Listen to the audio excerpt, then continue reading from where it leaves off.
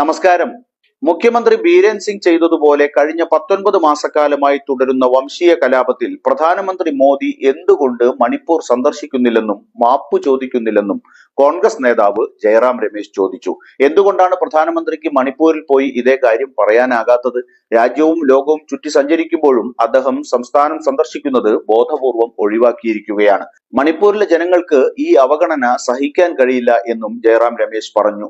മണിപ്പൂരിലെ ജനങ്ങളെ അപമാനിച്ച പ്രധാനമന്ത്രി നരേന്ദ്രമോദിയുടെയും ആഭ്യന്തരമന്ത്രി അമിത്ഷായുടെയും ഉത്തരവാദിത്വം പൂർണ്ണമായതിനാൽ സിംഗിന്റെ ക്ഷമാപണം ഒന്നുമല്ലെന്നും അദ്ദേഹം പറഞ്ഞു.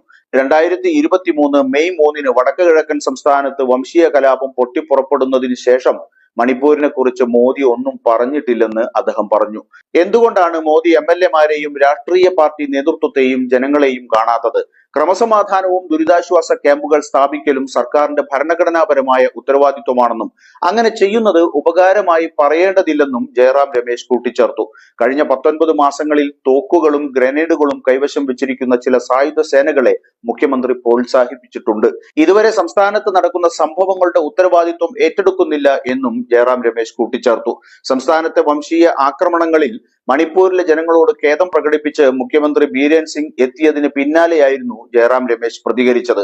നവവത്സര സന്ദേശത്തിന്റെ ഭാഗമായി സംസ്ഥാനത്തുണ്ടായ ദൗർഭാഗ്യകരമായ സംഭവ വികാസങ്ങളിൽ ഖേദിക്കുന്നുവെന്നും ശുഭാപ്തി വിശ്വാസത്തോടെയാണ് വർഷം അവസാനിക്കുന്നതെന്നും 2025 സംസ്ഥാനം സാധാരണ നിലയിലേക്ക് മടങ്ങുമെന്ന് പ്രതീക്ഷിക്കുന്നുവെന്നും മണിപ്പൂർ മുഖ്യമന്ത്രി പറഞ്ഞിരുന്നു. സംസ്ഥാനത്തെ വംശീയ ആക്രമണങ്ങളിൽ മണിപ്പൂരിലെ ജനങ്ങളോട് ഖേദം പ്രകടിപ്പിച്ച് മുഖ്യമന്ത്രി ബീരൻ സിംഗ് രംഗത്ത് വന്നത് വലിയ ചർച്ചയായിരുന്നു. കഴിഞ്ഞ മെയ് 3 മുതൽ ഇന്ന് വരെ സംഭവിച്ചതിന് സംസ്ഥാനത്തെ ജനങ്ങളോട് ഞാൻ മാപ്പ് പറയുന്നു. നിരവധി ആളുകൾക്ക് അവരുടെ പ്രിയപ്പെട്ടവരെ നഷ്ടപ്പെട്ടു. നിരവധി ആളുകൾ അവരുടെ വീടുകൾ ഉപേക്ഷിച്ചു. എനിക്ക് അതിയായ സങ്കടമുണ്ട്. ഞാൻ ക്ഷമ ചോദിക്കുന്നു. എന്നാൽ ഇപ്പോൾ കഴിഞ്ഞ 3-4 മാസമായി സമാധാനത്തിലേക്കുള്ള പുരോഗതി കണ്ടതിന് ശേഷം 2025 സംസ്ഥാനത്ത് സാധാരണ നില പുനഃസ്ഥാപിക്കുമെന്ന് ഞാൻ വിശ്വസിക്കുന്നു എന്നും ബീരൻ സിംഗ് പ്രത്യാശ പ്രകടിപ്പിച്ചു.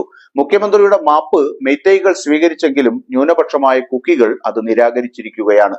അതുകൊണ്ട് മണിപ്പൂർ സമാധാനത്തിലേക്ക് മടങ്ങാൻ ഇനിയും ഏറെ കാത്തിരിക്കേണ്ടി വരുമെന്നുറപ്പ്.